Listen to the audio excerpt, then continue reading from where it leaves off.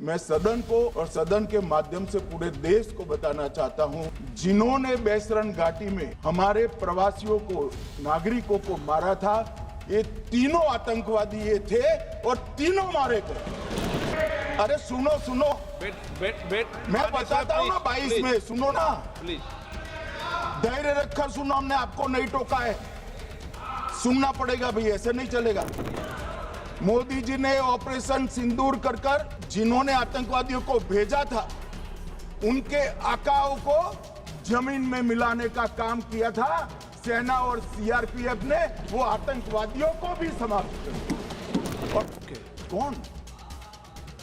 पाकिस्तान से आपकी बात होती है क्या?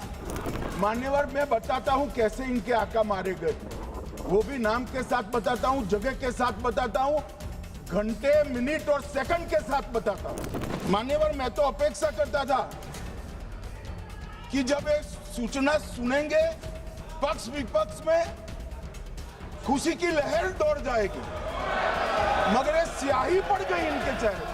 ये क्या है मान्यवर? किस तरह की पॉलिटिक्स? भाई आतंकवादी मारे गए, आपको इसका भी आनंद नहीं है? अखिलेश जी बैठ जाइए, मेरा पूरा जवाब सुनिए, आपका सब जवाब आ जाएगा। भाई आप आतंकवादियों का धर्म देखकर दुखी मत होइए कि मोदी जी ने ऑपरेशन सिंदूर से भेजने वालों को भी मारा और हमारे सुरक्षा बलों ने जिनको भेजा था उनको भी मारा। मान्यवर, ये कहते हैं कि पाकिस्तानी नहीं थे, इसका मतलब पूरी दुनिया के सामने इस देश का एक पूर्व गृह मंत्री पाकिस्तान को क्लीन चिट दे रहा है। पाकिस्तान को बचाने का इनका ये षड्यंत्र आज 130 करोड़ लोग जान रहे हैं। बच नहीं पाओगे आप लोग, बच नहीं पाओगे। मान्यवर, ये चुनावी भाषण नहीं है, आतंकवाद के खिलाफ लड़ने का 140 करोड़ भारतीयों का प्रतिघोष है जो मोदी जी ने वहां दिया। इनको चुनावी भाषण दिखाई पड़ता है, जैसे चश्मे होते हैं ऐसी ही दृष्टि होती। पाक ऑक्युपाई कश्मीर हमारा ही, तो हमने तो हमारे हिस्से में हमला किया, मगर इस बार 100 किलोमीटर अंदर घुसकर पाकिस्तान की भूमि पर आतंकवादियों को तबाह करने का काम। ऐसा नहीं हो सकता है मनमोहन सिंह के समय की तरह कि वो आकर मारेंगे और हम चुपचाप बैठे रहेंगे और जाकर चर्चा करेंगे।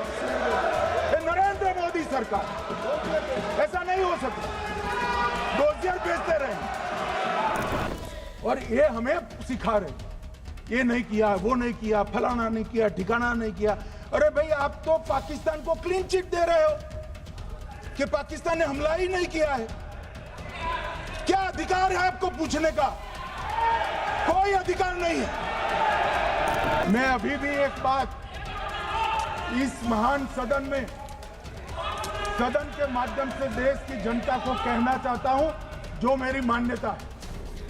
ये सारी आतंकवाद की जड़ पाकिस्तान है और पाकिस्तान कांग्रेस पार्टी की भूल है। पार्टीशन स्वीकार न करते पाकिस्तान कभी न होता। माननीय गृह मंत्री जी।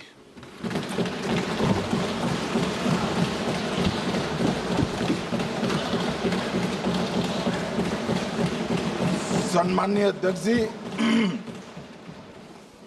मैं आज पहलगांव में निर्दोष यात्रियों की नृशंस हत्या पाकिस्तानी आतंकवादियों के द्वारा जो की गई और उसके जवाब में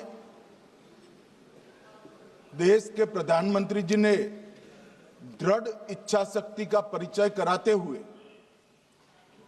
ऑपरेशन सिंदूर की सेना को परमिशन दी और हमारे वीर जवानों ने सटीकता, बहादुरी के साथ पाक स्थित आतंकवादी अड्डों को चूर चूर करने का काम किया। वो घटना पर जो बहस हो रही है, इसमें हिस्सा लेने के लिए मैं खड़ा हुआ हूं।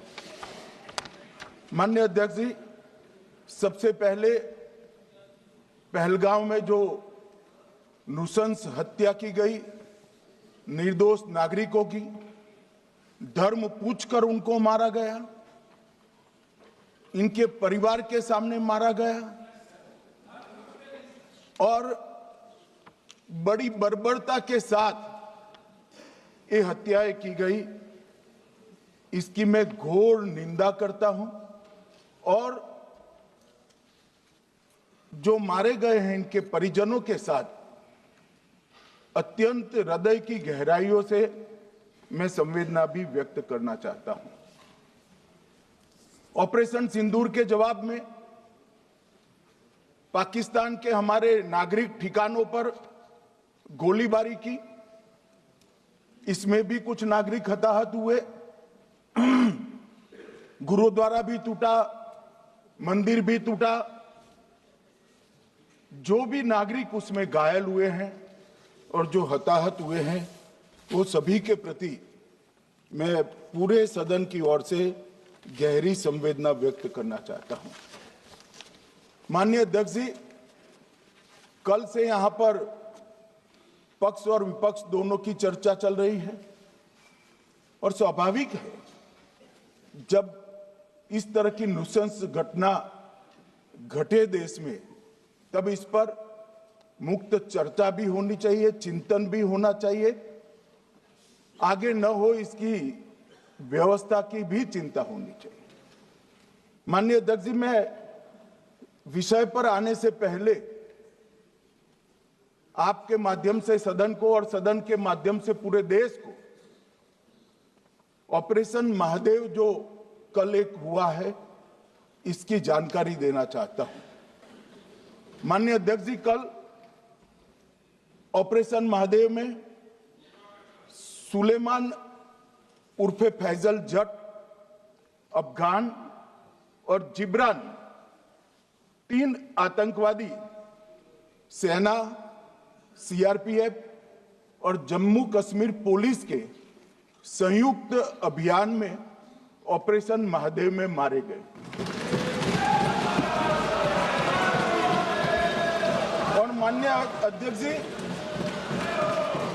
ये जो सुलेमान है ए श्रेणी का लश्कर तोयबा का कमांडर था पहलगाम हमले में और गगनगिर आतंकी हमले में वो लिप्त था। इसके ढेर सारे सबूत हमारी एजेंसियों के पास है। अफगान ए श्रेणी का लश्कर तैयबा का आतंकवादी था और जिब्रान भी ए ग्रेड आतंकवादी था। और माननीय अध्यक्ष जी, मैं सदन को और सदन के माध्यम से पूरे देश को बताना चाहता हूं, जिन्होंने बैसरन घाटी में हमारे प्रवासियों को, नागरिकों को मारा था, ये तीनों आतंकवादी ये थे और तीनों मारे गए।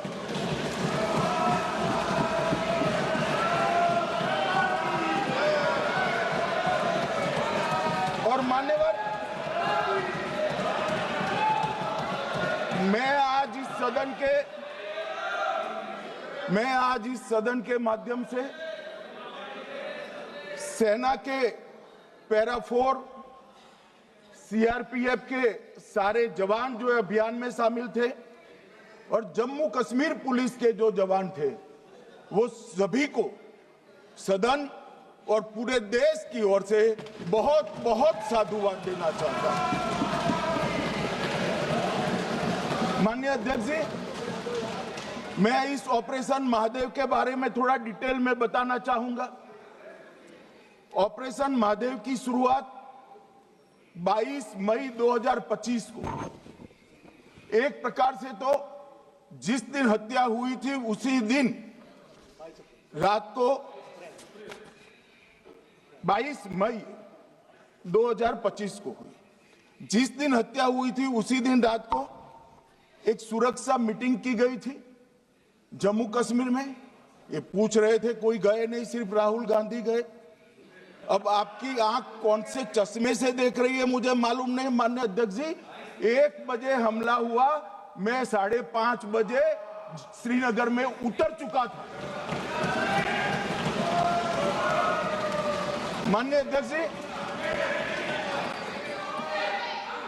अरे सुनो सुनो, बैठ बैठ बैठ मैं बताता हूँ ना 22 में, सुनो ना, प्लीज। धैर्य रखकर सुनो, हमने आपको नहीं टोका है, सुनना पड़ेगा भाई, ऐसे नहीं चलेगा। माननीय अध्यक्ष जी, नहीं, पर बैठे बैठे मत बोलिए आप भी। माननीय अध्यक्ष जी,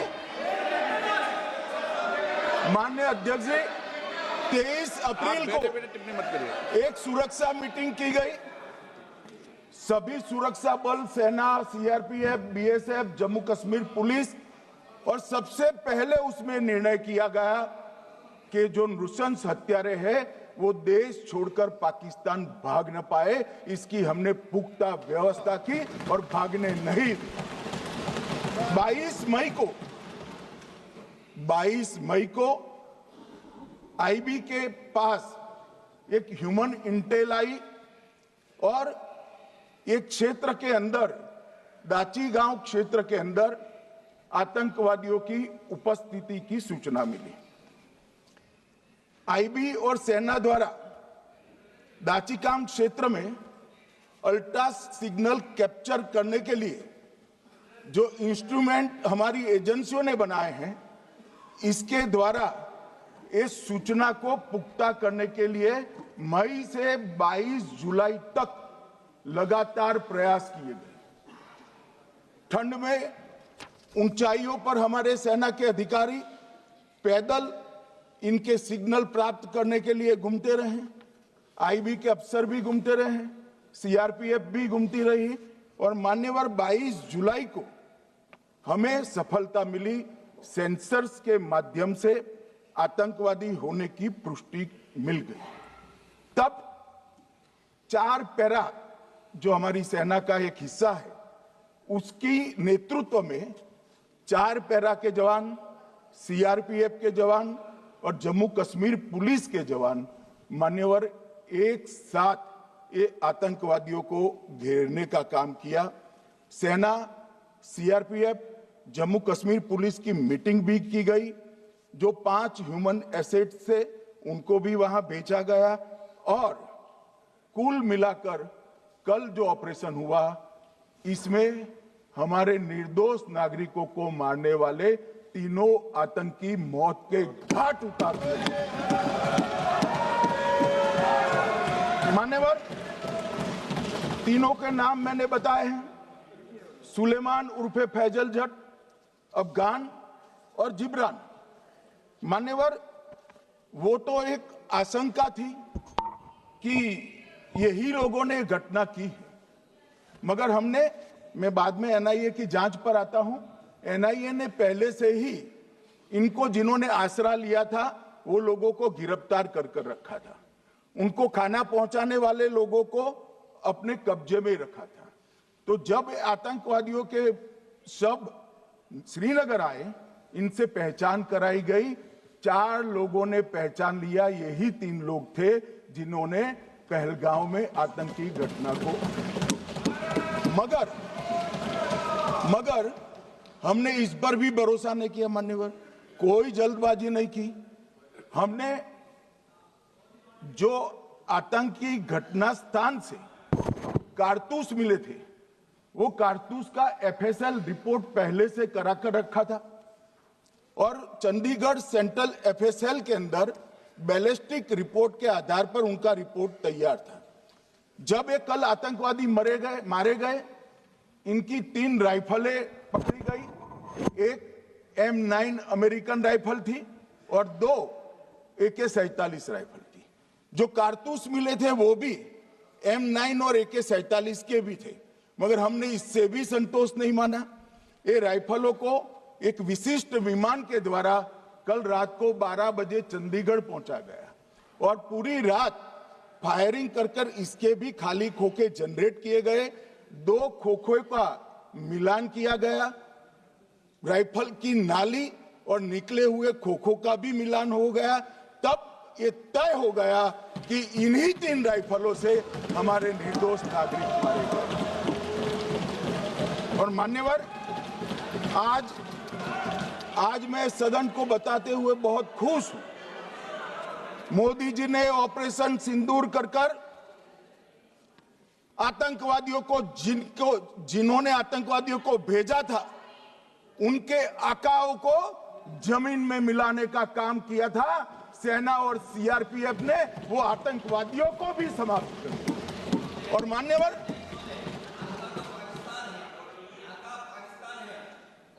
कौन पाकिस्तान से आपकी बात होती है क्या? अरे बैठ जाओ बैठ जाओ बैठ जाओ भाई।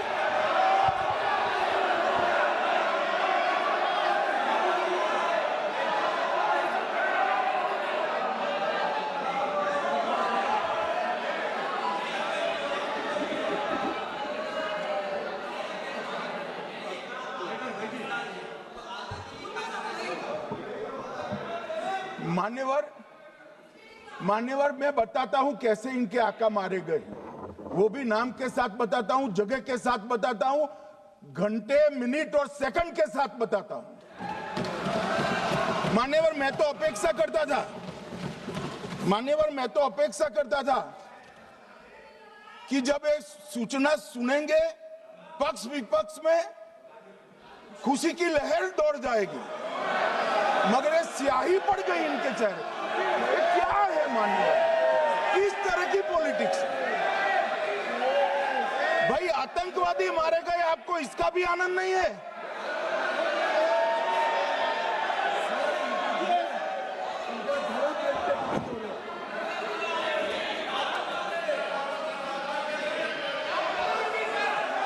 अखिलेश जी बैठ जाइए, मेरा पूरा जवाब सुनिए, आपका सब जवाब आ जाएगा। भाई आप आतंकवादियों का धर्म देखकर दुखी मत होइए।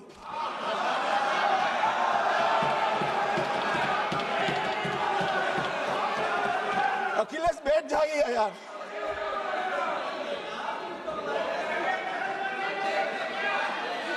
अखिलेश जी बैठ जाइए।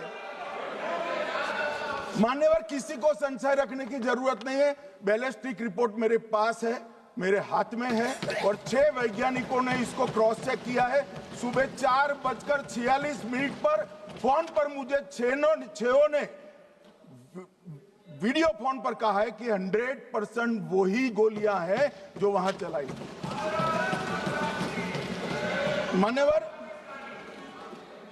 ये हमारे देश की सेना, सीआरपीएफ और जम्मू कश्मीर पुलिस, ये तीनों का एक साझा बहुत बड़ा कामयाबी है, जिस पर 140 करोड़ को नाज होना चाहिए, देश की जनता को नाज। मान्यवर मैं तो गया था वहां पर, जब ये घटना हुई दूसरे दिन इनके परिजनों को मिला था। 6 दिन की शादी वाली बच्ची विधवा होकर मेरे सामने खड़ी थी।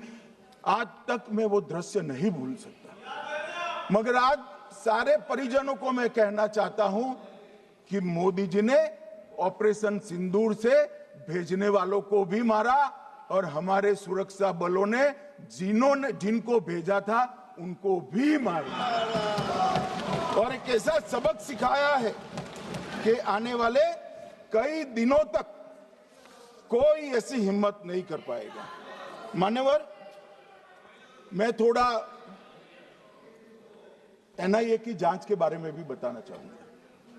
मान्यवर जिस दिन लश्कर ए तोयबा ने और इसके आउटफिट टीआरएफ ने इसकी जिम्मेदारी ली, उसी दिन हमने तय कर लिया था कि ये जांच एनआईए को सौंप दी जाएगी, क्योंकि एनआईए आतंकवाद के केसों की जांच के लिए, वैज्ञानिक तरीके से जांच करने के लिए और सजा कराने के लिए महारत हासिल की हुई विश्व मान्य एजेंसी है, जिसका सजा कराने का दर 96% से ज्यादा है। मान्यवर हमने तुरंत ही इसकी जांच एनआईए को दे दी। हमने पूरी व्यवस्था की, सेना, बीएसएफ, सीआरपीएफ और जम्मू कश्मीर पुलिस ने, कि लोग देश छोड़कर भाग न जाए। और मान्यवर इसकी जांच की शुरुआत हुई। एक थकाने वाली बहुत लंबी जांच हुई है।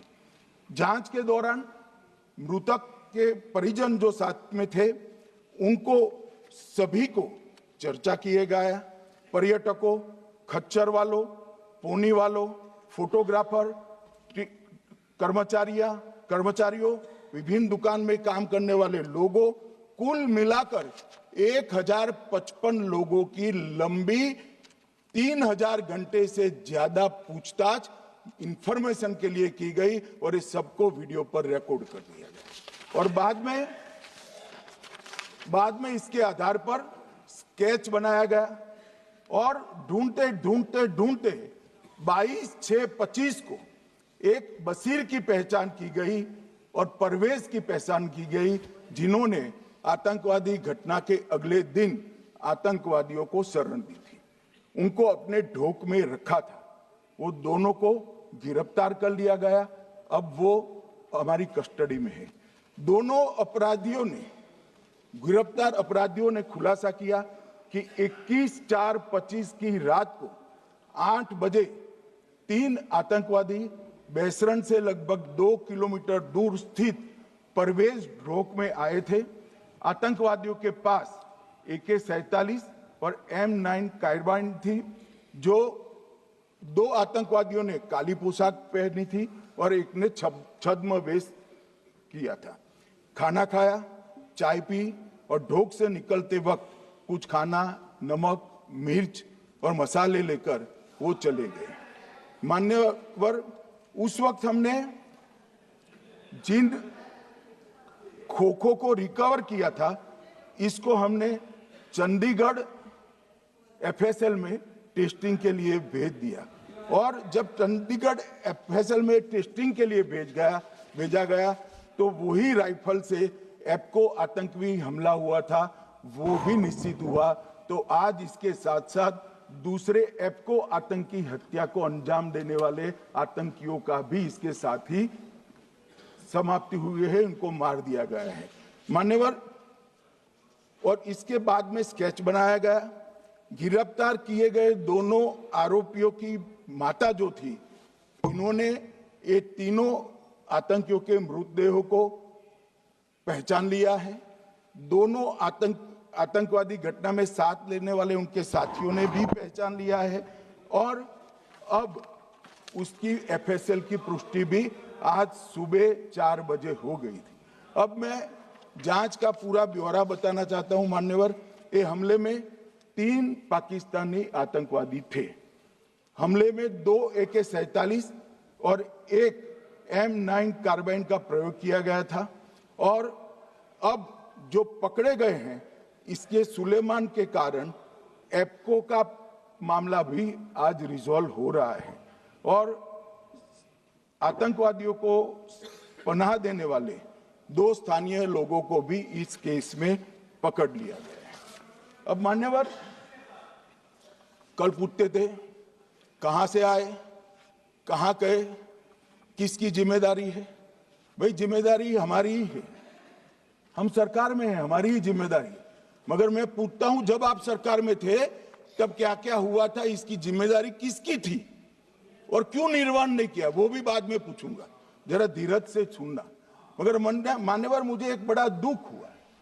कल इस देश के पूर्व गृह मंत्री चिदंबरम जी ने सवाल उठाया कि क्या प्रूफ है कि ये आतंकवादी पाकिस्तान से आए, और मान्यवर कब उठाया, जब संसद में चर्चा होने वाली थी। क्या कहना चाहते हैं चिदंबरम साहब, किसको बचाना चाहते हैं? पाकिस्तान को बचाकर आपको क्या मिलेगा? वो ये कह रहे हैं कि और क्या है, मत जवाब दो।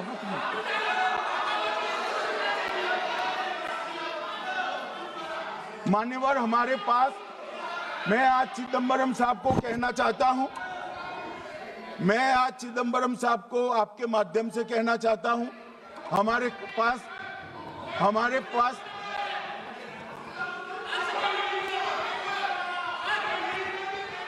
मान्यवर, हमारे पास प्रूफ है, वो भी मैं सदन के सामने रखना चाहता हूं कि तीनों पाकिस्तानी थे। 3 में से 2 के पाकिस्तान के वोटर नंबर भी आज हमारे पास उपलब्ध है। मान्यवर, ये राइफलें हैं, ये राइफलें भी हमारे पास उपलब्ध है। इनके पास से जो चॉकलेटें मिली हैं, वो चॉकलेटें ढोक में से मिली, वो भी पाकिस्तान की बनाई हुई चॉकलेट है। मान्यवर, ये कहते हैं कि पाकिस्तानी नहीं थे, इसका मतलब पूरी दुनिया के सामने इस देश का एक पूर्व गृह मंत्री पाकिस्तान को क्लीन चिट दे रहा है।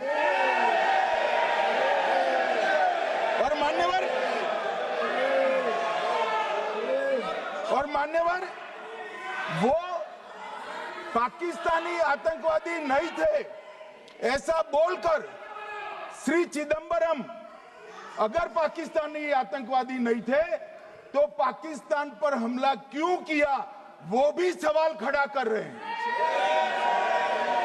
मान्यवर, आज पूरी दुनिया ने हमारे संसद सदस्य गए थे, स्वीकारा था कि हमला पाकिस्तान ने किया है। और इस देश का गृह मंत्री जो कांग्रेस पार्टी से आता है, वो कहता है कि क्या सबूत है। अरे मुझसे मांगते, मैं दे देता। टीवी से मांगते हैं, पूरी दुनिया के सामने उजागर करते हैं, शख्स सुबह खड़ा करते हैं। पाकिस्तान को बचाने का इनका ये षड्यंत्र आज 130 करोड़ लोग जान रहे हैं। बच नहीं पाओगे आप लोग, बच नहीं पाओगे। मान्यवर,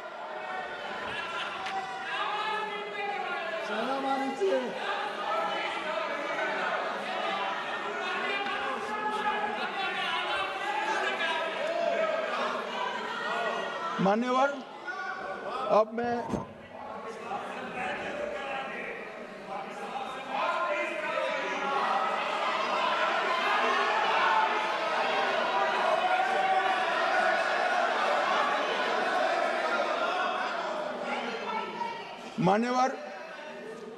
मैं पहलगांव आतंकी हमला और ऑपरेशन सिंदूर,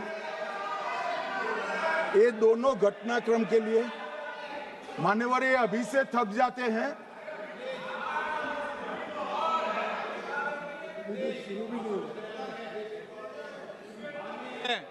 प्लीज बैठिए।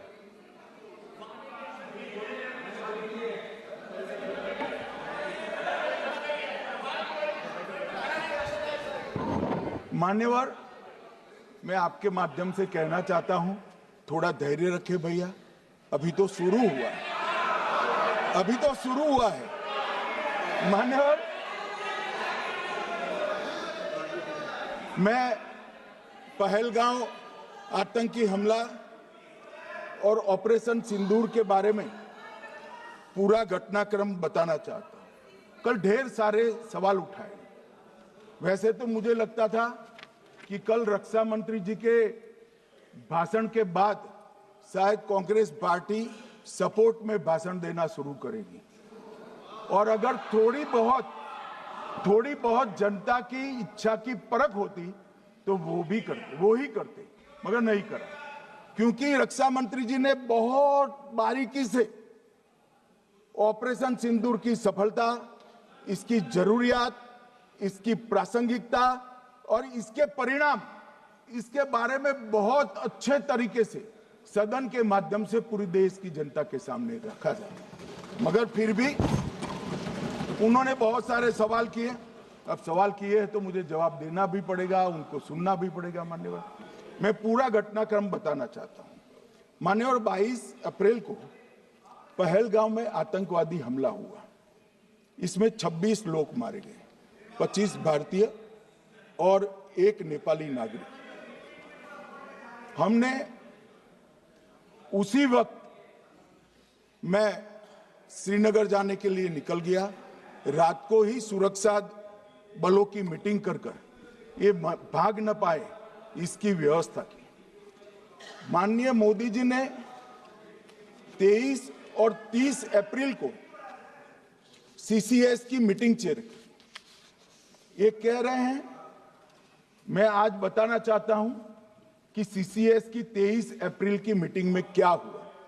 सबसे पहला कांग्रेस पार्टी का ब्लंडर था सिंधु जल संधि, इसको स्थगित करने का काम नरेंद्र मोदी जी ने किया। हमने अटारी के माध्यम से एकीकृत जांच चौकी जो चलती थी उसको बंद कर दिया।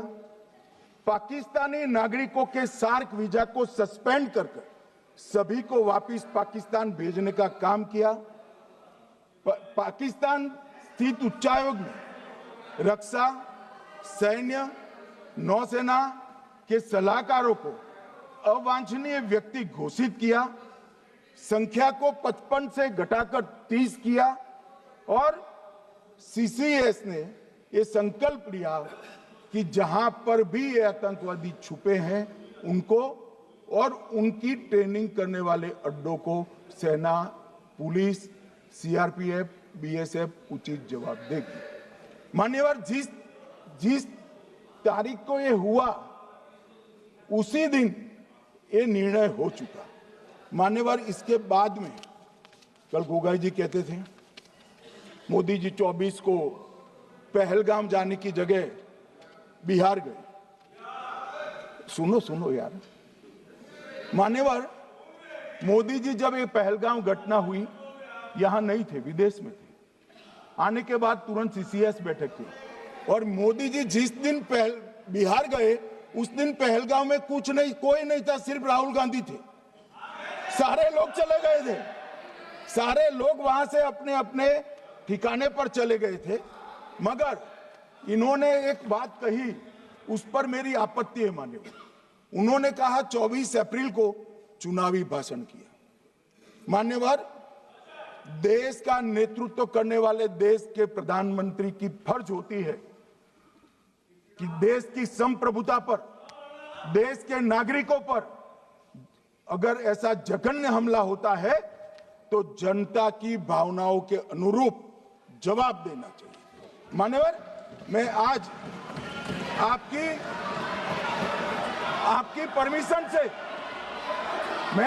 परमिशन से मोदी जी के बिहार भाषण के कुछ अंश पढ़ना चाहता हूं। कोट अनकोट है। 22 अप्रैल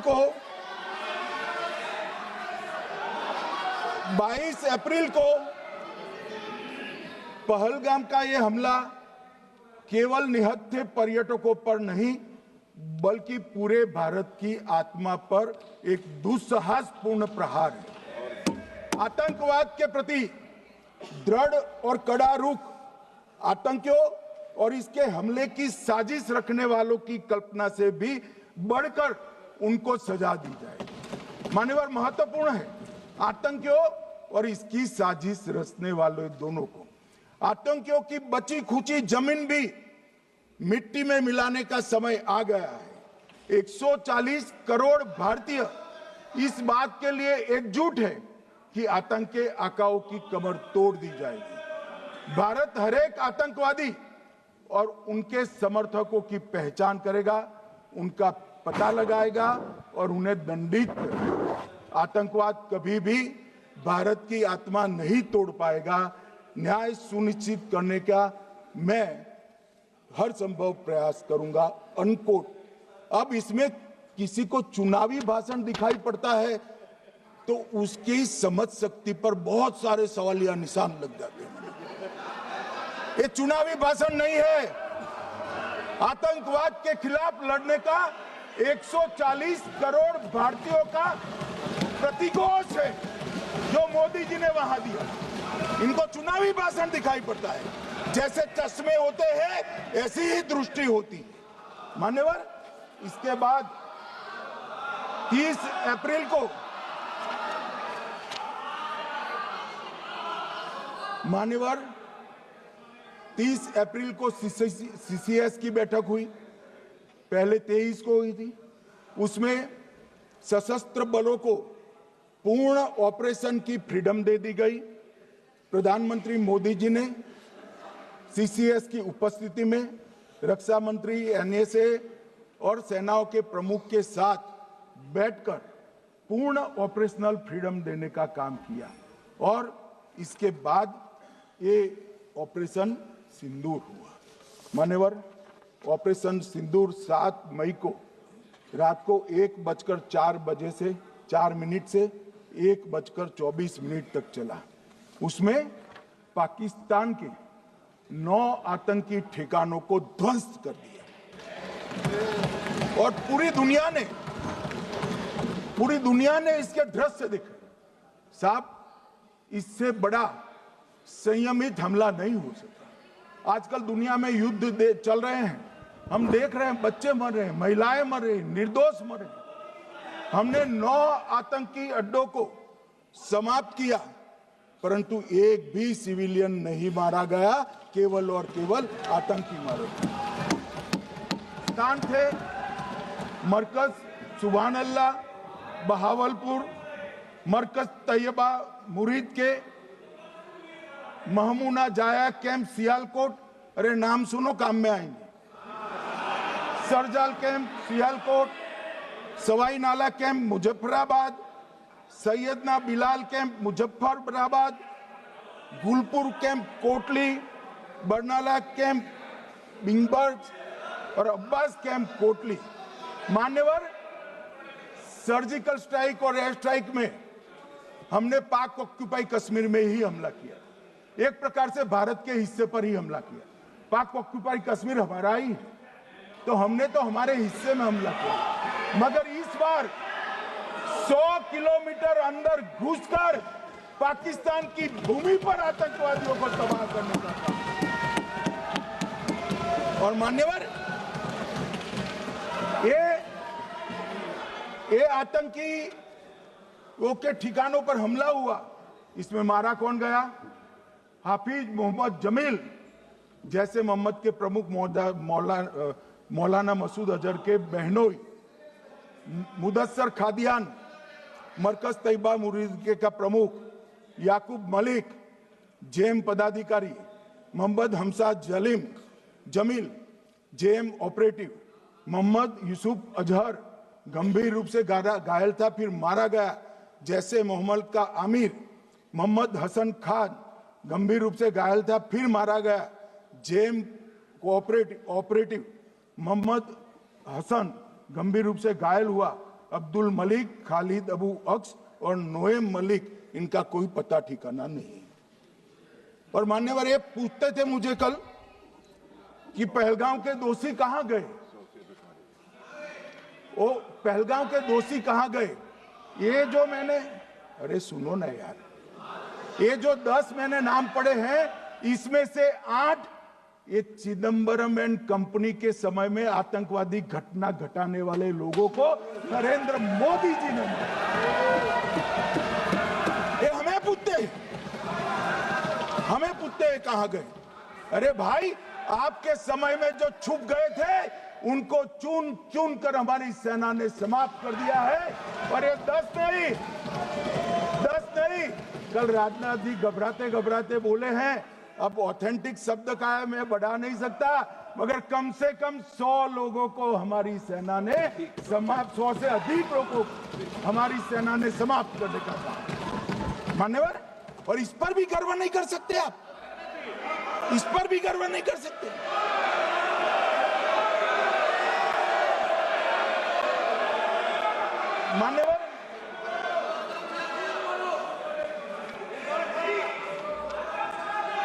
मान्यवर, 7 मई को 1:26 पर 22 मिनट पर ये हमारा काम समाप्त हो गया। हमारे डीजीएमओ ने उनके डीजीएमओ को बता दिया कि भाई हमने आतंकवादी हमलों पर स्थानों पर सिर्फ हमला किया है, इनके हेडक्वार्टर पर हमला किया है, जो हमारा आत्मरक्षा का अधिकार है। पूरी दुनिया इसको एक्नॉलेज करती है। ऐसा नहीं हो सकता है मनमोहन सिंह के समय की तरह कि वो आकर मारेंगे और हम चुपचाप बैठे रहेंगे और जाकर चर्चा करेंगे। नरेंद्र मोदी सरकार, ऐसा नहीं हो सकता, डोजियर भेजते रहेंगे। मान्यवर, उरी में हमला हुआ, हमने सर्जिकल स्ट्राइक किया, पहलगाम में हमला हुआ, एयर स्ट्राइक करा, और अरे पुलवामा में हुआ, एयर स्ट्राइक करा, और पहलगाम में हमला किया। 100 किलोमीटर अंदर जाकर 9 अड्डों और 100 से ज्यादा आतंकवादियों को समाप्त। मान्यवर, अब देखें, हमने तो हमने तो हमला किया था पाकिस्तान स्थित टेररिस्ट ठिकानों पर। अब पाकिस्तान से गलती हो गई, टेररिस्ट ठिकानों पर जो हमला किया था उसको वो अपने पर का हमला मान बैठे और पूरी दुनिया में कहते थे कि हमारा टेररिज्म से कोई लेन देन नहीं है। ये तो अब ऐसे ही ग्रुप करते, हम तो विक्टिम है, जो मनमोहन सिंह ने सर्टिफाइड भी कर दिया था कि ये भी विक्टिम है। मान्यवर, मगर दूसरे दिन इनकी श्रद्धांजलि का कार्यक्रम हुआ और पाकिस्तान को मालूम नहीं पड़ा कि ये पूरी दुनिया देखेगी। सेना के आला अफसर उनके नमाजे जनाजा में उपस्थित हुए, उनके जनाजे को कंधा दिया और ये सारे आतंकवादियों के जनाजे के जुलूस के अंदर पाकिस्तानी सेना, इनके अफसर, आईएसआई के अफसर, वहां की पुलिस के अफसर अश्रु भीनी आंख के साथ जुड़े थे। और मान्यवर, ये सिंदूर ने पाकिस्तान को पूरी दुनिया में एक्सपोज कर दिया कि पाकिस्तान के अंदर टेररिज्म स्टेट स्पॉन्सर्ड टेररिज्म है। ये पूरी तरह से मान्यवर पूरी तरह से एक्सपोज हो गया। 8 मई को पाकिस्तान ने हमारे रिहायशी इलाकों में हमला किया, हमारे सेना के अड्डों पर हमला किया, मगर एक भी मिसाइल से उनका कुछ नुकसान नहीं कर पाई। बहुत नजदीक से की हुई गोलाबारी के कारण हमारे एक गुरुद्वारा टूटा, एक मंदिर टूटा, कुछ हमारे नागरिक हताहत हुए। और दूसरे दिन 9 मई को मोदी जी ने सेना को हुक्म दिया, एक मीटिंग करी, राजनाथ जी, मोदी जी, एनएसए, सेना के सारे अध्यक्ष, और जवाब देने का तय किया और उनके 11 एयरबेस को क्षतिग्रस्त करने का काम किया। मान्यवर, 8 एयरबेस इतने सटीक तरीके से तोड़े गए, पाकिस्तान की पूरी एयर डिफेंस सिस्टम धरी की धरी रह गई, कुछ नहीं कर पाई। नूर खान चकलाला एयरबेस तोड़ दिया गया, मुरीद तोड़ दिया गया, सुगुर्दा तोड़ दिया गया, रफीकी तोड़ दिया गया, रहीम यार खान तोड़ दिया गया, जकोबाबाद तोड़ दिया गया, सुक्कुर और भोलारी भी तोड़ दिए। और सुक्कुर, लाहौर, अरिफवाला, चुनेन, जकोकाबाद और नया चोर, ये 6 रडार सिस्टम भी उनके पूरी तरह से ध्वस्त कर दिए। 2 surface to air guided weapon Lahore और ओकारा में इनका जखीरा भी समाप्त कर दिया गया। और मान्यवर, ये हर चीज में पॉलिटिक्स करते, हर चीज में।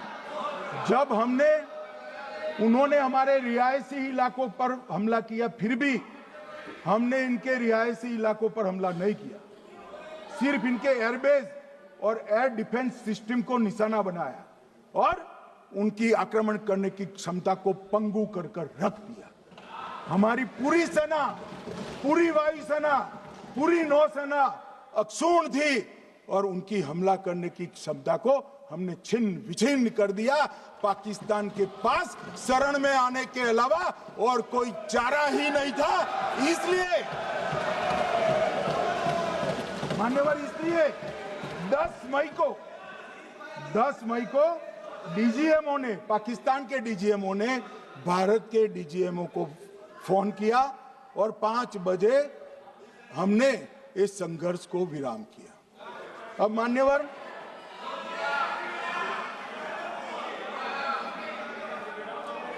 ये लोग कल सवाल उठा रहे थे कि इतनी अच्छी पोजीशन में थे, आपने युद्ध क्यों नहीं किया? युद्ध के कई परिणाम होते हैं मान्यवर, करना न करना वो सोचकर करना पड़ता है।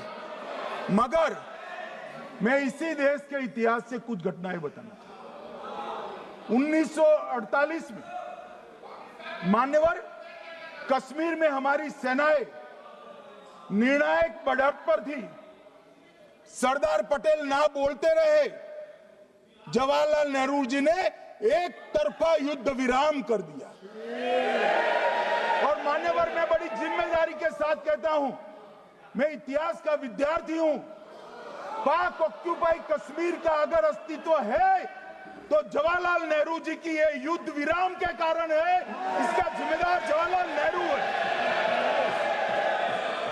मान्यवर, 1960 में सरदार पटेल ने विरोध किया था, गाड़ी लेकर आकाशवाणी तक गए थे, घोषणा न करते दरवाजे बंद कर दिए थे।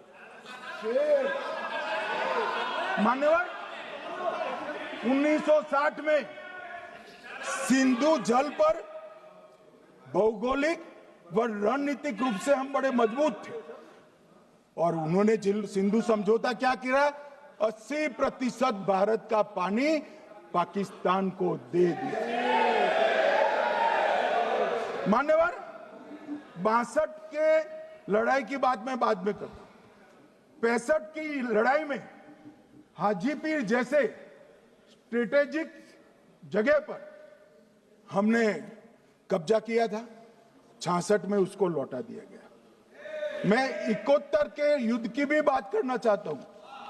मान्यवर, 71 में कल राजनाथ जी ने भी बताया, पूरे देश ने इंदिरा जी का समर्थन किया था। उन्होंने पाकिस्तान के 2 टुकड़े कर दिए। बहुत बड़ी विजय थी भारत की और सदियों तक भारत इस विजय पर गर्व करेगा। हम सब भी करते हैं, हमें कोई आपत्ति नहीं। मगर हुआ क्या मान्यवर, युद्ध की विजय की चकाचौंध में क्या हुआ? 93 हजार युद्धबंदी हमारे पास थे, 93 हजार, और 15,000 वर्ग किलोमीटर क्षेत्र पाकिस्तान का हमारे पास था। 93 हजार युद्धबंदी उस वक्त की पाकिस्तान की सेना का 42% और 15,000 वर्ग किलोमीटर क्षेत्र। मगर शिमला में समझौता हुआ, पाक ऑक्यूपाई कश्मीर मांगना ही भूल गए। अगर उस वक्त पाक ऑक्यूपाई कश्मीर मांग लेते, न रहेगा बांस न बजती बांसुरी। ये कैंप तोड़ने की जरूरत न पड़ती साहब आपको, हमको। मान्यवर, इतना ही नहीं, पाक ऑक्यूपाई कश्मीर तो नहीं लिया, मांगना ही भूल गए। 15,000 वर्ग किलोमीटर की जीती हुई भूमि भी वापस दे दी। तय हुआ था पाकिस्तानी नरसंहार के लिए युद्ध अपराध न्यायाधिकरण बनेगा, नहीं बना। सेना ने पूर्वी पाकिस्तान में नरसंहार किया था। 195 पाकिस्तानी अधिकारियों पर मुकदमा चढ़ना था। भुट्टो अपने साथ इंदिरा जी के सामने से छुड़ा कर ले गए। जनरल मानेक शॉ का एक कोट अनकोट कहता हूं, जनरल मानेक शॉ का, जो एक प्रकार से आर्किटेक्ट माने जाते हैं बांग्लादेश विजय के, इन्होंने कहा कि भुट्टो ने भारत के नेतृत्व को मूर्ख बनाया। अब जो शब्द है, मैं आप कोट अनकोट है, इसमें मेरा कुछ नहीं है, ये लोग गुस्सा न हो सकते। I told her into bracket Indira Gandhi, Indira ji को कहा that he into bracket Bhutto के लिए, he has made monkey out of you. समझ में आता है? ये फील्ड मार्शल साहब ने कहा है मान्यवर, और ये हमें सिखा रहे, ये नहीं किया, वो नहीं किया, फलाना नहीं किया, ठिकाना नहीं किया। अरे भाई, आप तो पाकिस्तान को क्लीन चिट दे रहे हो कि पाकिस्तान ने हमला ही नहीं किया है। क्या अधिकार है आपको पूछने का? कोई अधिकार नहीं है साहब। देखिए क्या होता है। मैंने कहा पाकिस्तान को क्लीन चिट दे रहे हो, तो कनी मोदी जी कह रही है कि नहीं, हम नहीं दे रहे हैं। कनी मोदी जी, माननीय अध्यक्ष जी, आपके माध्यम से मैं कनी मोदी को बताना चाहता हूं, माननीय सदस्य जी को, कि वो कह रही है हमने नहीं दिया, मगर जिसके साथ बैठते हो उसका दोस्त तो आपके सर पर आएगा ना। चिदंबरम जी कर रहे हैं, आपके राज्य से है, कांग्रेस के प्रमुख नेता है, देश के पूर्व गृह मंत्री कह रहे हैं कि पाकिस्तान ने आतंकवादी नहीं भेजे थे। क्या क्लीन चिट देना चाहते?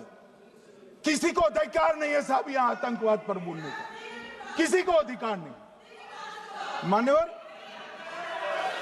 मैं अब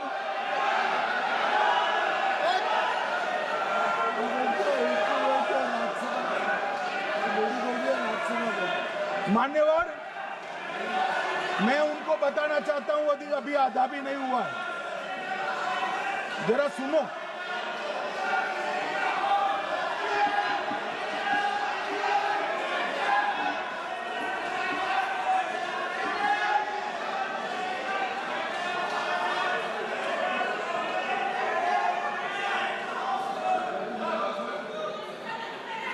मान्यवर, 62 के चिन्ह में क्या हुआ, 62 के युद्ध में क्या हुआ मान्यवर? ये अभी कल कुछ कांग्रेस के सदस्य चीन का सवाल पूछ रहे थे, मैं आज पूछना चाहता हूं 62 के युद्ध में क्या हुआ? 38,000 वर्ग मीटर, पूरा सदन ध्यान से सुने, 38,000 वर्ग मीटर अक्साई चीन का हिस्सा चीन को दे दिया गया, और वर्ग किलोमीटर ही बोला, वर्ग किलोमीटर। और मान्यवर, ऐसी ही चर्चा उस वक्त सदन में हुई, मैं तो बड़ी गंभीरता से जवाब दे रहा हूं, मुझे बोलने नहीं देते। जवाहरलाल नेहरू जी ने क्या कहा? वहां घास का एक तिनका भी नहीं उगता है, वो जगह को क्या करो?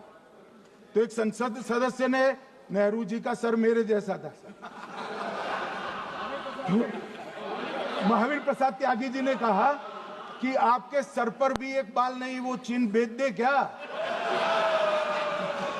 मान्यवर इस तरह से जवाब देते थे, नॉन सीरियस टाइप के जवाब। और कल गोगोई जी बड़ा बड़ा उछल कर बोल रहे थे। अरे गोगोई जी, आपको मालूम है उन्होंने चीन के बारे में, आसाम के बारे में क्या क्या था? आसाम को आकाशवाणी पर बाय बाय कह दिया था। रिकॉर्डिंग है, रिकॉर्डिंग है।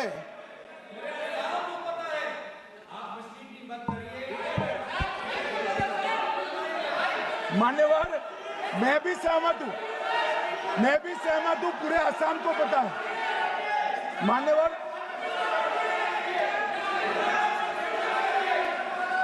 मान्यवर,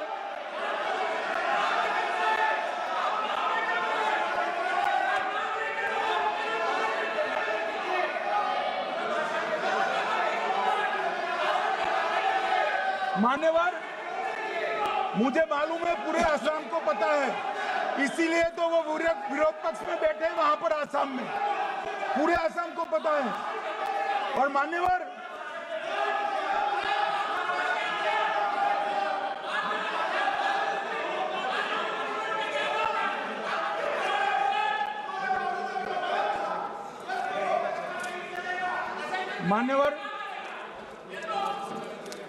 मान्यवर, जोर से बोलने से सत्य को छिपाया नहीं जा सकता।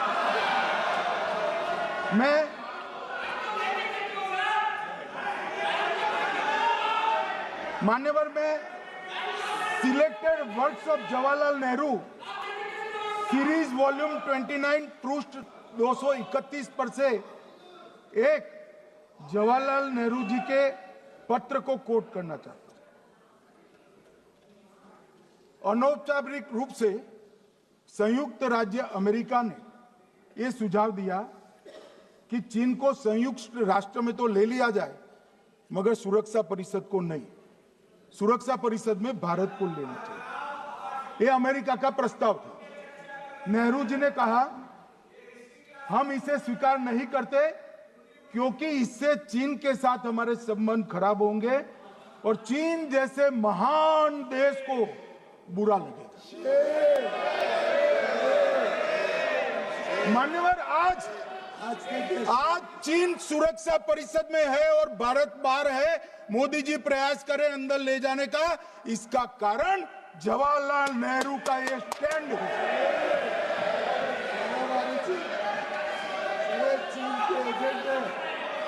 और मान्यवर, एक तो पीढ़ी दर पीढ़ी चलता आ रहा, राजीव गांधी फाउंडेशन ने चीन के साथ एमओयू कर दिया। अब कहते नहीं है कि एमओयू में क्या था, ये तो बताओ भाई, क्या एमओयू किया था राजीव गांधी फाउंडेशन ने? और जब डोकलाम में हमारे सेना के जवान चीन की सेना के सामने आंख में आंख डालकर बैठे थे, वो चीन के राजदूत के साथ राहुल गांधी मीटिंग कर। ये मान्यवर ऐसा नहीं है। जवाहरलाल नेहरू, सोनिया गांधी, राहुल गांधी, तीन तीन पीढ़ी तक के चीन का प्रेम उतरता जा रहा है। मान्यवर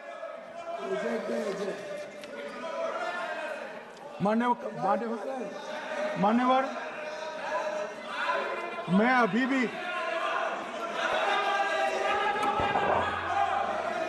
भी एक बात इस महान सदन में, सदन के माध्यम से देश की जनता को कहना चाहता हूं, जो मेरी मान्यता है। ये सारी आतंकवाद की जड़ पाकिस्तान है और पाकिस्तान कांग्रेस पार्टी की भूल है। पार्टीशन स्वीकार न करते पाकिस्तान कभी न होता। इन्होंने पार्टीशन को स्वीकार कर देश को तोड़ा है। मान्यवर, कल विदेश मंत्री जी बता रहे थे शर्म अल शेख सम्मेलन का बलूचिस्तान ब्लंडर, जिसने पाकिस्तान को हमारे साथ चर्चा करने के लिए इक्वल फुटिंग पर ला दिया। मान्यवर, अब ये टेररिज्म की बात करते हैं। मैं इसमें भी पूरे देश की जनता को टेररिज्म की विगत 20 साल की स्थिति से अवगत कराना चाहता हूं। मान्यवर, अटल जी की सरकार थी। 2002 में टेररिज्म को समाप्त करने के लिए अटल जी की सरकार, एनडीए की सरकार, भाजपा सरकार पोटा का कानून लेकर आई। मान्यवर, मैं सदन को याद कराना चाहता हूं, पोटा कानून का विरोध किसने किया था? कांग्रेस। किसने किया? कांग्रेस पार्टी ने किया। हमारे पास बहुमत नहीं था राज्यसभा में।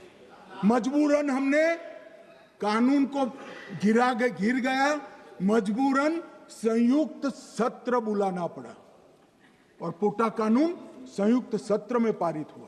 देश नहीं भूल सकता मान्यवर। और पोटा कानून को रोककर आज भी कांग्रेस पार्टी के नेता जब बोले तब कहे, पोटा कानून को रोककर किसको बताना चाहते थे आप? किसको बचाना चाहते थे? पोटा तो आतंकवादियों के खिलाफ था। पोटा को रोककर अपनी वोट बैंक का उल्लू सीधा करने के लिए आप आतंकवादियों को बचाना चाहते। और मान्यवर, 2004 में अटल जी की सरकार गई, मनमोहन सिंह, सोनिया गांधी की सरकार आई। आते ही पहला काम क्या किया मान्यवर? पहली ही कैबिनेट में पोटा कानून को रद्द कर दिया। मैं फिर से पूछता हूं, किसके फायदे के लिए कांग्रेस पार्टी ने पोटा कानून रद्द किया? जवाब दीजिए जरा यहां पर। और मान्यवर, इसके बाद क्या हुआ? 2004 के दिसंबर में पोटा कानून रद्द हुआ। 2005 में अयोध्या में रामलल्ला के टेंट पर हमला हुआ, आतंकवादी मारे गए। मुंबई लोकल ट्रेन 2006-5 में रामलल्ला पर हमला। 6 में मुंबई ट्रेन में बम धमाके, 187 लोग मारे गए। 2006 डोडा उधमपुर में हिंदुओं पर हमला, 34 लोग मारे गए। 2007 हैदराबाद 44 लोग मारे गए। 2007 यूपी लखनऊ वाराणसी 13 लोग मारे गए। रामपुर सीआरपीएफ कैंप, वहां पर हमला हुआ 2008 में। 2008 में श्रीनगर के आर्मी के काफिले पर हमला हुआ, 10 सुरक्षा बल मारे गए। मुंबई आतंकी हमला 2008 में हुआ, 246 लोग मारे गए। जयपुर में 8 बम धमाके हुए, 64 लोग मारे गए। 2008 में अहमदाबाद में 21 बम धमाके हुए, 57 लोग मारे गए। दिल्ली में 2008 में 5 धमाके हुए, 22 लोग मारे गए। और पुणे की जर्मन बेकरी 17 लोग मारे गए। वाराणसी में 10 में धमाका हुआ, 11 में मुंबई में 3 धमाके हुए, 27 लोग मारे गए। अब मैं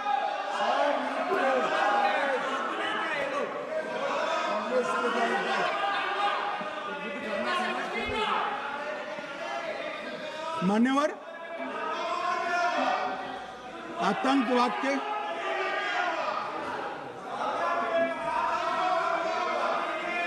मान्यवर आतंकवाद के खिलाफ लड़ाई होती, कभी वो हमला करते हैं, मगर सवाल ये है कि इन्होंने 5 से 11 के बीच में 27 जघन्य हमले किए, 1000 के करीब करीब लोग मारे गए।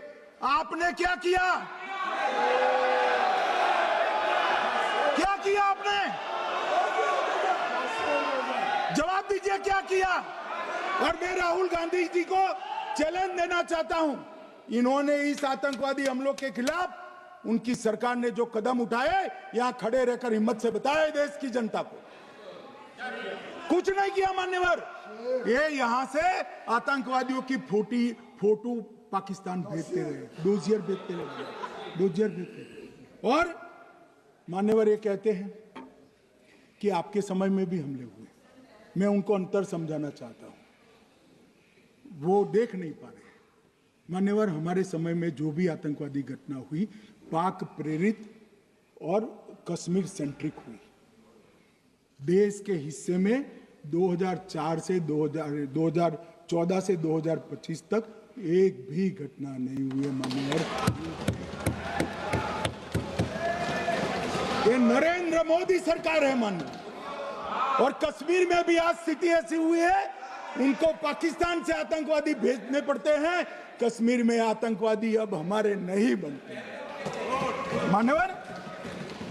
और मैं सलमान खुर्शीद जी को भी याद करना चाहता हूं। एक बार मैंने बड़े सवेरे में नाश्ता करता था, टीवी पर उनको रोते हुए देखा। मुझे लगा क्या हुआ, कोई बड़ी घटना हो गई। तो रोते रोते वो श्रीमती सोनिया गांधी के घर से बाहर आ गए कि बाटला हाउस की घटना देखकर सोनिया जी फूट फूट कर रो पड़ी। अरे रोना था तो शहीद मोहन शर्मा के लिए रोते, बाटला हाउस के आतंकवादियों के लिए रोना आता है। और मान्यवर हमें पूछते हैं कि आपने क्या किया। कोई अधिकार नहीं है पूछने का, कोई अधिकार नहीं है मान्यवर। और ये हमें पूछते थे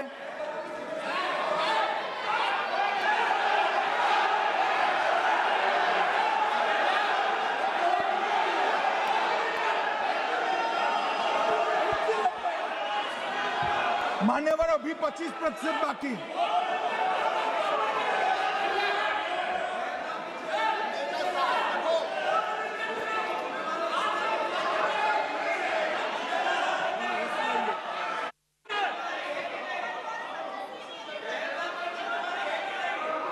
बैठिए, जवाब दे रहे हैं ना आपका, जवाब दे रहे हैं आपका।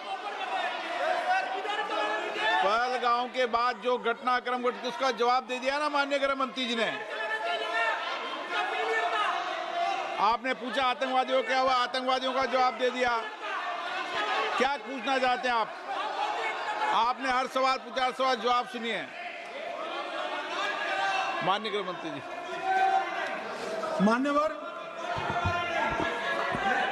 मान्यवर, इन लोगों को कल ऐसा था कि ये जो बेसरन के गुनहगार है वो पाकिस्तान भाग गए। तो बड़े आवाज से पूछते थे, भाग गए भाग गए भाग गए, गृह मंत्री क्या करता है, जिम्मेदारी ले। हमारी तो सेना ने ठोक दिया, सीआरपीएफ ने ठोक दिया मान्यवर। अब मेरा तो जवाब बनना ना देता है, ना वो मांगना बनता है। मगर मैं उनको कुछ पूछना चाहता हूं।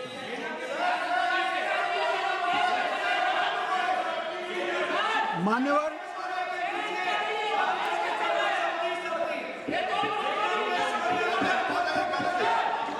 प्लीज, मारेगी तो सेना ही ना, सेना अब ऐसे भी मारेगी ना। तो वो भी ये कह रहे हैं सेना और सीआईएसएफ ने मारा।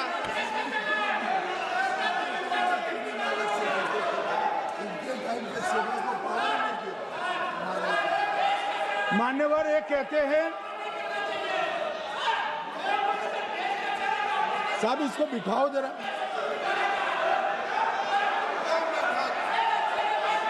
हाँ प्लीज बैठिए बैठिए बैठिए बैठिए। बैठिए।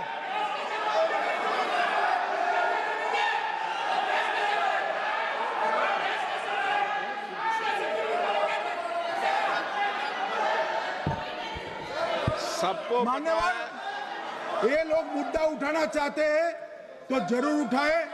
मैं आज सुबह ही सलमान खुर्शीद जी का वो इंटरव्यू मेरे मोबाइल में रिजर्व कर आया हूं। आप जब भी कहोगे ये पूरे टीवी पर बताने के लिए मैं तैयार हूं। सेव कर आया हूं। इनकी इच्छा है तो कल एक समय तय करिए, यहां बता दीजिए चारों टीवी में, और देश की जनता भी देख ले।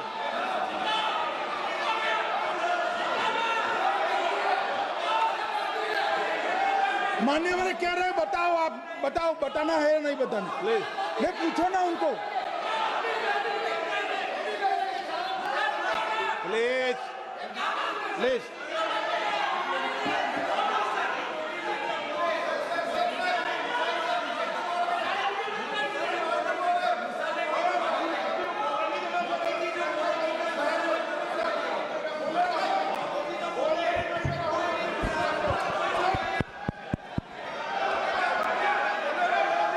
बिट्टू बैठ जाओ। मान्यवर ये पूछ रहे थे कि क्यों भाग गए। अब मेरा समय काफी जाया गया, मैं जरा संक्षिप्त में कहता हूं, घटनाओं पर नहीं जाऊं। दाऊद इब्राहिम कासकर 1986 में भागा, श्री राजीव गांधी की सरकार। सैयद सलाउद्दीन 93 में भागा, कांग्रेस की सरकार।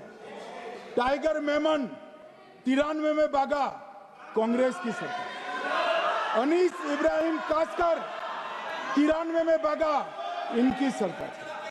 रियाज भटकल 2007 में भागा, इनकी सरकार।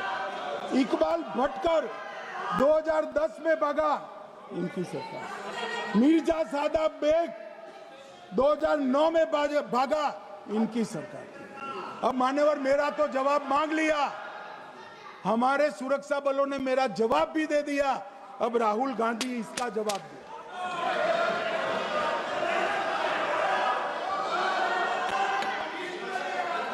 मान्यवर अब मैं कश्मीर के विषय में मैं बात करना चाहता हूं। कल कहते थे कि गृह मंत्री ने भाषण किया था कि 370 की कलम जाएगी तो आतंकवाद कम हो जाएगा। क्या हो? मान्यवर मेरा हिसाब देना बनता है।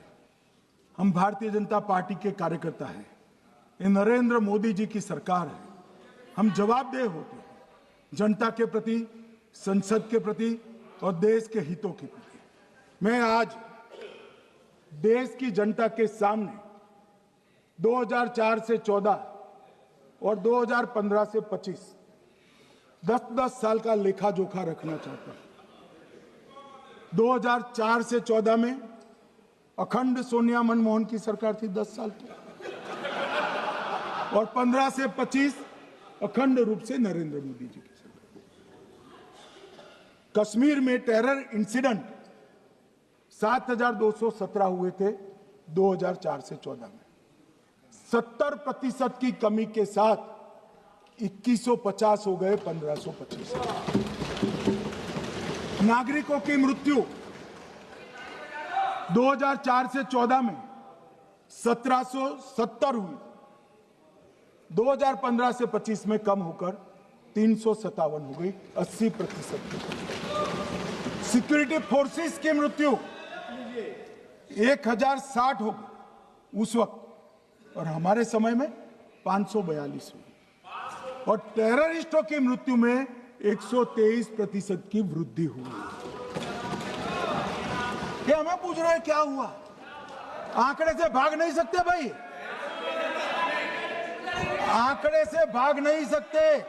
और अब मैं कहता हूं कि धारा 370 ने कश्मीर में आतंकवादी इकोसिस्टम को नष्ट कर दिया है, जिस धारा 370 को आपने इतने साल तक बचा।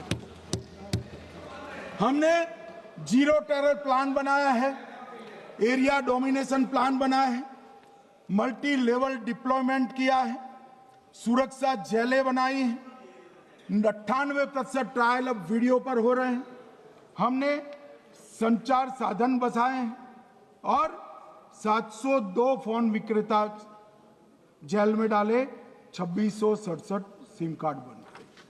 हमने एक जमाना था साहब 10-10 हजार लोगों के जनाजे निकलते थे, पूरे देश ने घटनाएं देखी होगी, बुरहान वानी मर गए, फला मर गए, ढिका मर गए, 10-10 हजार। अब जो मारा जाता है उसको वही दफना दिया जाता है। किसी भी आतंकवादी को उसका महिमा मंडन करने के लिए जनाजे की इजाजत नरेंद्र मोदी के शासन में नहीं। मान्यवर, आतंकवादियों के सगे वाले और समर्थक चुन चुन कर हमने नौकरियों से निकाले, पासपोर्ट रद्द कर दिए हैं, गवर्नमेंट कॉन्ट्रैक्ट रद्द कर दिए हैं, 75 से ज्यादा आतंकी समर्थकों को कोर्ट से ऑर्डर लेकर सरकार से बर्खास्त कर दिया गया है। बार काउंसिल उनके समर्थकों से भरी थी, सस्पेंड कर नया लोकप्रिय चुनाव हमने कराया है। मान्यवर, कई संगठन बैन करे, मैं बाद में बताता हूं। विशेष यूएपीए अदालतें बनाई हैं, लगभग मार्च 22 से 25 के बीच में यूएपीए के 2267 मामले हमने जब्त किए हैं, दर्ज किए हैं, 374 कुर्की किए हैं। और परिणाम क्या है मान्यवर, ये पूछ रहे हैं परिणाम क्या है। शुतुरमुख वृत्ति से अगर मिट्टी में सर रखकर बैठोगे तो कुछ नहीं, सूर्य भी नहीं दिखेगा। मान्यवर, परिणाम आया है। पहले ऑर्गेनाइज टाउन पेल्टिंग साल की 2654 होती थी एवरेज इन केस में। कितनी मान्यवर?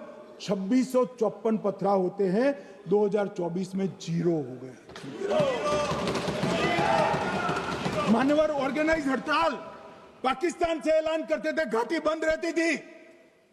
पाकिस्तान की भी हिम्मत नहीं है, घाटी में भी हिम्मत नहीं है। इनके समय में साल में 132 दिन घाटी बंद रहती थी, अब ऑर्गेनाइज हड़ताल 3 साल से 0 है। मान्यवर, टाउन पेल्टिंग में नागरिकों की मृत्यु हर साल 112 होती थी, 3 साल से नागरिकों की मृत्यु 0 है। मान्यवर, जख्मी होते थे 6235 लोग टाउन पेल्टिंग में, आज 0।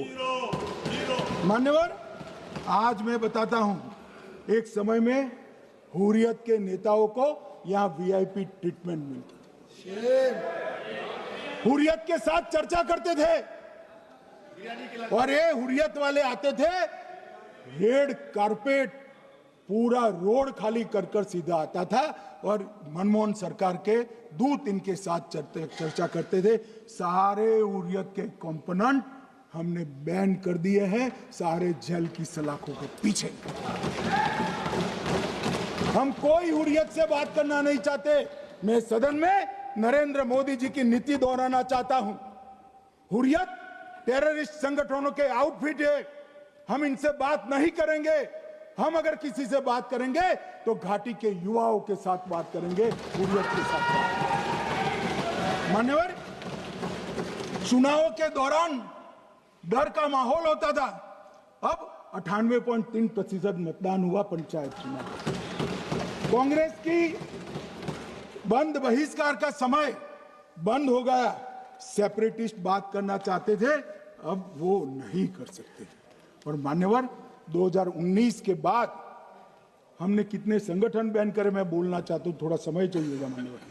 The TRF, people's anti fascist front, Tehreek ul Mujahideen, Jamaat ul Mujahideen Bangladesh Hindustan, Jammu Kashmir Ghaznavi force, Khalistan tiger force, Hizb ut Tahrir, जमाते इस्लामी, जो जमाते इस्लामी ने पूरे पाकिस्तान के अंदर एक प्रकार से अलगाववाद का जहर घोला, वो जमाते इस्लामी आज बंद कर दिया गया। Jammu Kashmir liberation front, Jammu Kashmir democratic freedom party, Muslim league Jammu Kashmir, Tehreek Hurriyat, Muslim conference सुमजी गुट, Jammu Kashmir national front, Jammu Kashmir peoples freedom league, Jammu Kashmir peoples league, Jammu Kashmir Ittehadul Musalman Awami action committee, Sikh for justice और पॉपुलर फ्रंट ऑफ इंडिया को भी हमने बैन किया।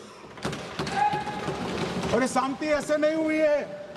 और ये कहते हैं कि एक भी घुसपैठ नहीं होती है।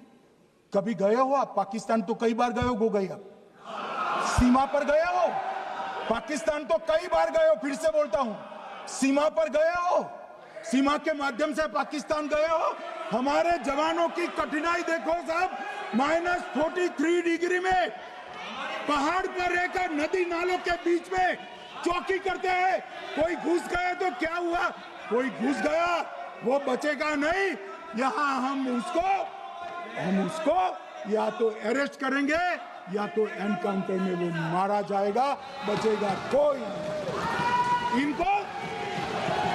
इनको सीमा की भौगोलिक कठिनाइयां मालूम नहीं। वहां मान्यवर कई नदी नाले हैं, वेग से पानी आता है, -46 डिग्री टेम्परेचर है, नीचे सुरंगें बनाते हैं। और ये तो ऐसे कह रहे हैं घुस गए। अरे भाई, आपके मन में तो, आपके समय में तो घुसने की जरूरत ही नहीं थी। आप बुलाते थे वीजा देकर, क्यों घुसेंगे? घुसने की जरूरत ही नहीं। जैसे आप पाकिस्तान जाते हो वैसे वो यहाँ आते। मानवर, अब ये कैसे हमें पूछ सकते हो? मान्यवर,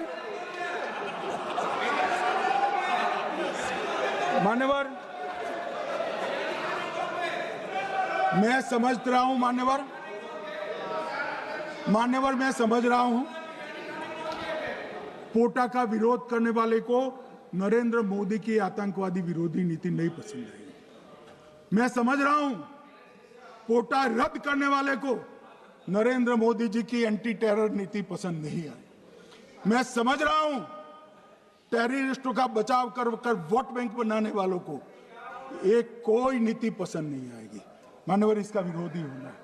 परंतु मैं आज एक बात यहाँ सदन के सामने आपके माध्यम से सदन को और दुनिया को बताना चाहता हूँ। मानवर, ये नरेंद्र मोदी सरकार है टेररिज्म के खिलाफ हमारी जीरो टॉलरेंस की नीति है, ऑफर है, और हम विजयी हो। और मान्यवर, मैं फिर से अंत में ऑपरेशन महादेव में जुड़े हुए सेना, सीआरपीएफ और जम्मू कश्मीर पुलिस के सभी जवानों को 2 हाथ जोड़कर प्रणाम कर बहुत बहुत साधुवाद।